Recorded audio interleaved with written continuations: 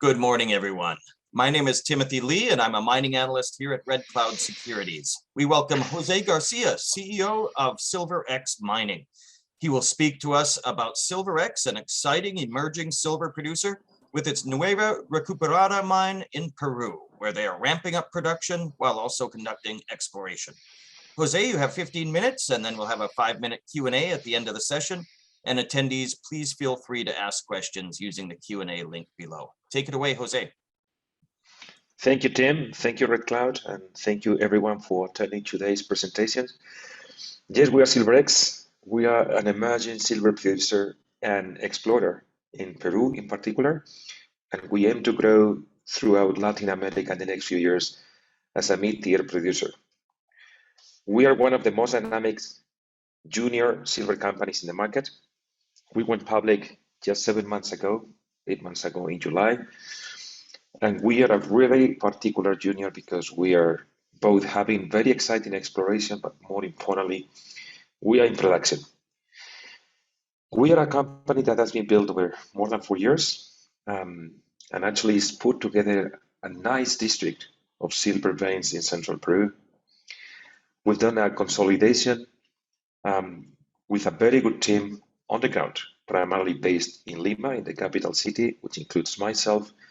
And now that we are public, we also have a really outstanding group of directors. I'm sure you know some of the names you can see on this presentation, but these directors are renowned for several reasons, but particularly because over the last 15 years have created billions of dollars of value for investors.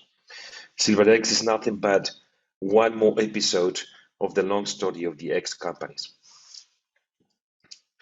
We have the vision to become a mid-tier producer, and we are determined to do so, first by achieving organic growth within our Recuperada district, and also by adding new districts to the portfolio. We bring new exploration visions, new exploration angles, and a more modernized production. With that, we put value to resources that were perhaps known, but not well understood in the past. At the moment, the company has 122 million shares outstanding. So far, our market capitalization today is in the range of $35 million. I would invite all of you to read some of our analyst reports. We got coverage from Red Cloud just 3 months ago, who set up a target price of $1 per share. That gives you a very good idea of the potential re-rating of the company this year. One other aspect I wanted to comment on is that we have very good institutional investors.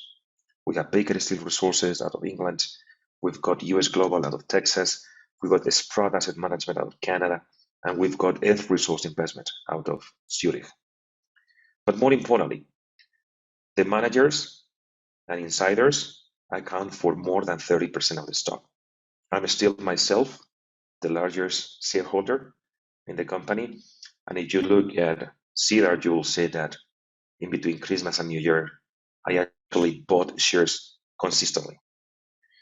So you know, management has some outstanding options. Okay, there's no warrants. We have no warrants in this deal, and the options are mostly priced at 60 cents. Today we are 27. The company is heavily undervalued. The reason being not only that we are a company with a large resource in the ground, approximately 7 million ounces of silver equivalent, but actually the valuation per ounce in the ground is really low. It's basically 50 cents of the dollar. We believe there is a long way to go, specifically because this year the company is going to be achieving profits. We are going to have an EBITDA. So that's actually quite a thing for a junior mining company. Out of the myriads of junior mining companies you have in the market, very few actually make it to production. We are one of those, and this is all a reality. And we own a large district. This epithermal system containing silver, lead, zinc, copper, and gold is of large proportions. We own almost 20,000 hectares of land in Huancavelica, central Peru, and actually more than 500 kilometers of outcrops. That tells you a lot about the size or the dimension of the system, and that's actually that's only the things we can just see at surface. At the moment, we are building a mine, we are mining some of those veins, and we're actually drilling at depth and also on a strike. We have several projects in the district, but two main projects. One we call Tangana, that's where we are mining and drilling, and one we call Esperanza, and that's a project we'll activate in the second half of this year and throughout 2023 to be in production by 2024. At the moment, we have a 600 tons a day capacity plant that has been upgraded to 720. The plan is going to be delivered within the next 2 weeks, and then we'll restart production at full scale. In a year and a half, as the second project come online, we intend to double production, like two building blocks of value. Tangana, Esperanza, confirming that organic growth in the district. These systems, or these epithermal systems, are very rich. We have consistently very good grades of silver, lead, zinc, copper, and gold, primarily silver in this case. And the fact that we have so many veins actually make it amenable for very productive mining, or very competitive mining, if you will. At the moment, we built, or to date, since we went public, we've built the Tangana mine, which is now ready for production. We've developed more than 2,500 meters of underground workings, including galleries, adits, and crosscuts. And basically, we are now operating 3 veins, Tangana 1, 2, and Cauca. Okay. Over the next 18 months, you are going to see lots of production coming from these veins, and actually at a very good grade. If you look at the ore shoots, most of them actually are intact. Just a few of those were mined in the past at a very modest scale. And over the last few months, we had very interesting drill intersects, in many occasions accounting for thousands of grams of silver equivalent. Okay? The most important thing about these veins is that they are very long on a strike, occasionally up to 4 kilometers, and actually they have several hundred meters of vertical extent. We are nothing but scratching the surface at the moment, and some of the holes that we just put in place last month were intersected the vein 250 meters below the mine portal. This is important. Okay? Over the next few months, you are going to see lots of underground development and actually some underground drilling. We are preparing the platforms, drilling deeper, confirming the resource at depth. This is just one vein out of the tens of veins that we actually have in the district. And one more example of the vein next to it, which is very good grade, is very attractive ore shoots with very good widths that go in between 1.5 meters up to 5 meters. Okay. And that's actually something that confirms the hypothesis that Tangana is going to be a very profitable mine. So you will see Tangana as the stepping stone for this company. We'll start making money, we'll start making very attractive production, and that will grow organically. And as I said, and I will finish off with the silver district. Once Tangana is in full production, that will happen next quarter, we'll put attention to the Esperanza project, which is south of the processing facility. The Esperanza project is a large web of veins. They are very high grade. They are also very concentrated, and will repeat the same model.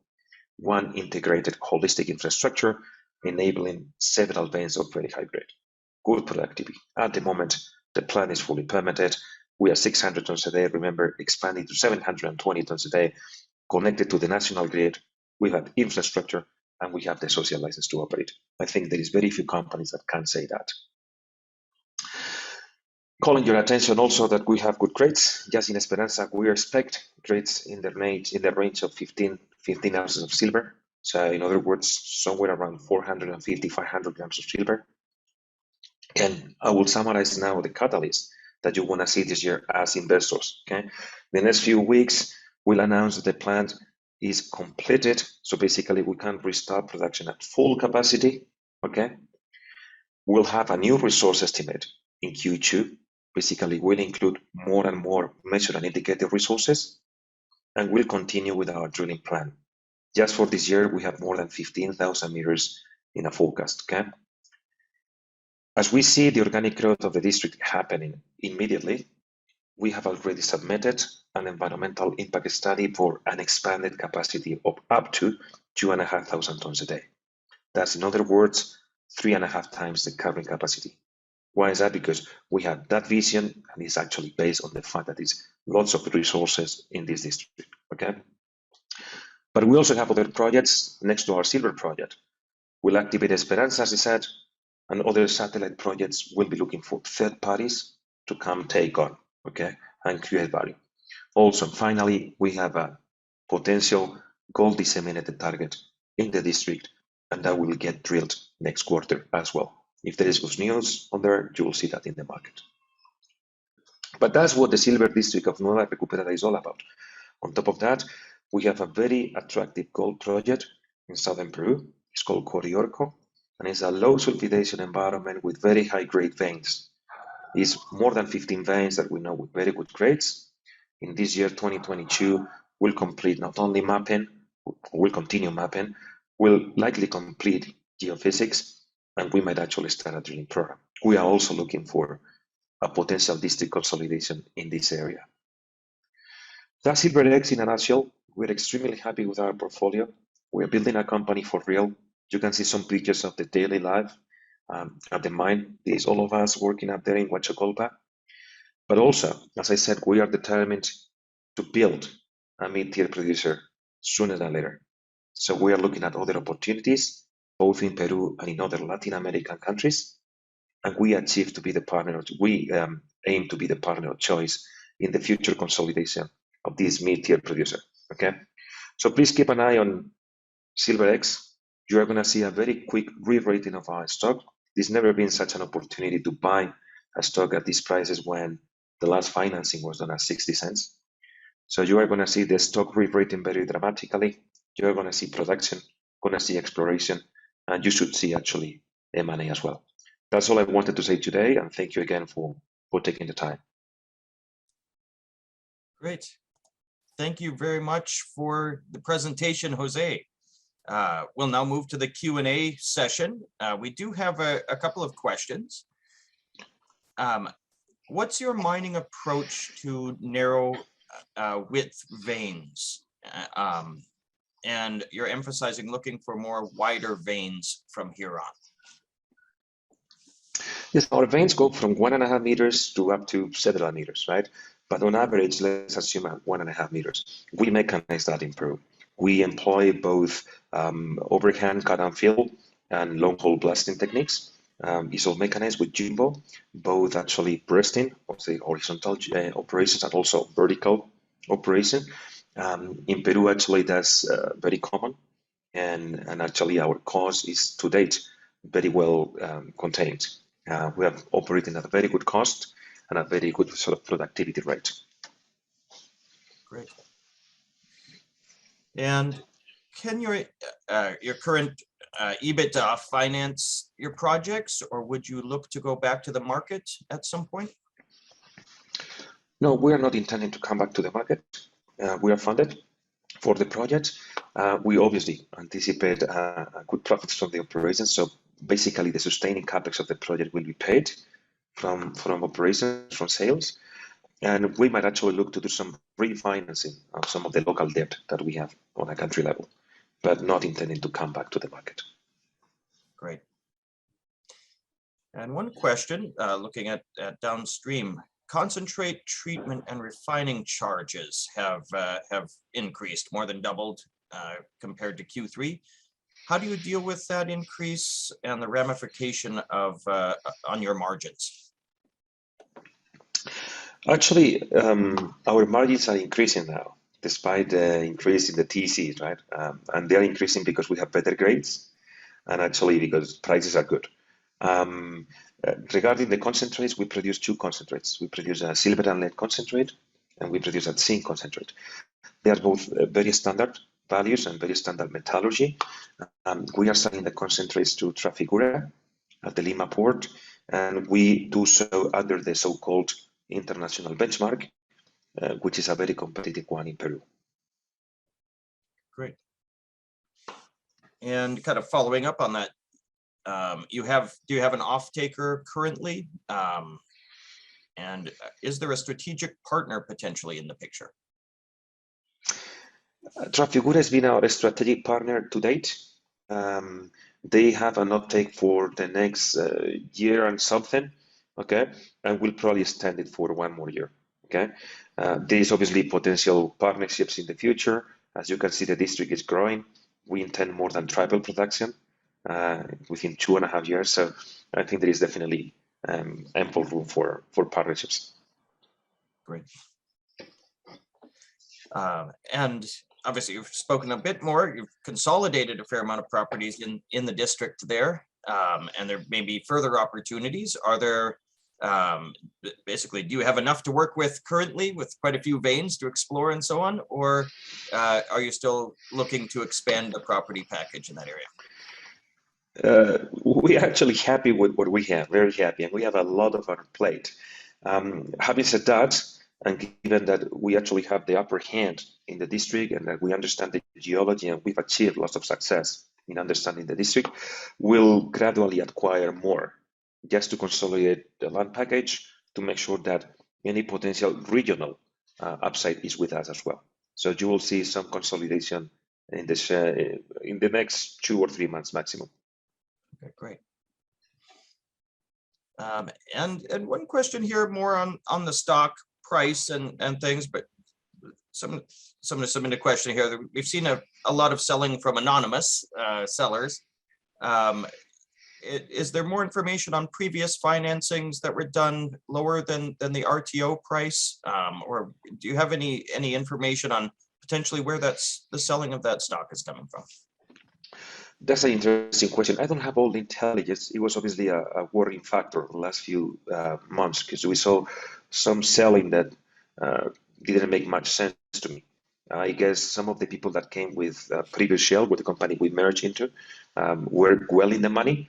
But actually, other than those, I don't see why the selling has happened. It seems that a few days ago, or a few weeks ago, we reached our floor. So I don't see that cold selling happening anymore, rather the opposite. We've been doing road shows over the last few days, and we've been extremely well received by the retail market. And now we can see now the share performance. So as of now, I anticipate that the share is gonna have a very good ride going forward. Great, great. And then looking a little bit at, obviously you produce the zinc and lead concentrates currently. Is there the potential to produce copper concentrates and or to get more value from the gold that is also contained in the deposits? That's a good question. We are actually looking to implement a third line of flotation because our ore in Tagana comes with some copper. At present, the copper and gold go with the silver concentrate, with the silver lead, the so-called bulk concentrate. But we are permitted for the third line of copper, in which case you could actually obtain a copper concentrate with precious metals. So it's something that is a very solid possibility going forward. Great, great. And I guess kind of to close out, obviously you had spoken in the presentation about upcoming plans, but what kind of in summary, what might we look forward to from SilverX in the coming months? I think you are going to be saying, we're going to see us saying two things, basically, three things. First, production. We are achieving tonnage. We are achieving grades. Second, extremely good exploration results. In the next few weeks, actually probably in 3-4 weeks, we'll see amazing exploration results. They are slow because of the laboratory, lead times. They are easy at the moment, so it takes a few weeks. But we'll report a good batch of them. And third, I think that in 2022, you are going to see M&A. That's a promise. So I think those three things are SilverX: production, exploration, M&A. Great. All right. Well, thank you again, Jose, and to everyone out there on the line for joining us today. Up next, we have CMC Metals on Stream 1 and Paramount Gold Nevada on Stream 2.